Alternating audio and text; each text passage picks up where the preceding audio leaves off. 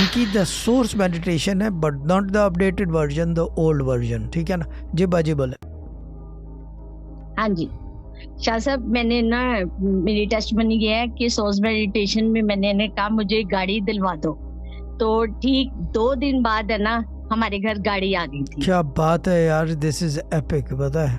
और ये कब हुआ है काम? सिर्फ कब हुआ है ये? एक ही दिन की थी। एक कब हुआ है ये? गाड़ी कब आई है? गाड़ी ये जुमेरात को ना सोर्स मेडिटेशन की थी, जुम्मे नहीं हफ्ते को गाड़ी आ गई थी। कौन से जुमेरात को? ये पिछला जुमेरात? हाँ जी ये जुमेरात को। और सोर्स मेडिटेशन आपने कब की थी?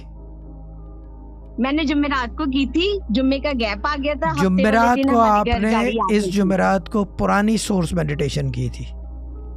जी ठीक है। और इसका मतलब आपने नई वाली नहीं की है बिल्कुल भी? नहीं, मैंने अभी नई वाली नहीं की, पुरानी की। पुरानी कर लो, पुरानी कर लो, क्योंकि वो जो है अपडेटेड वर्जन है।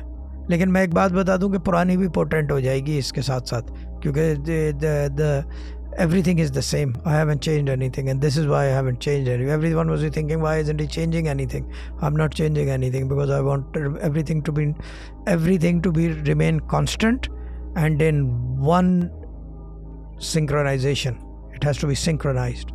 तो ये चीज़ है, but good.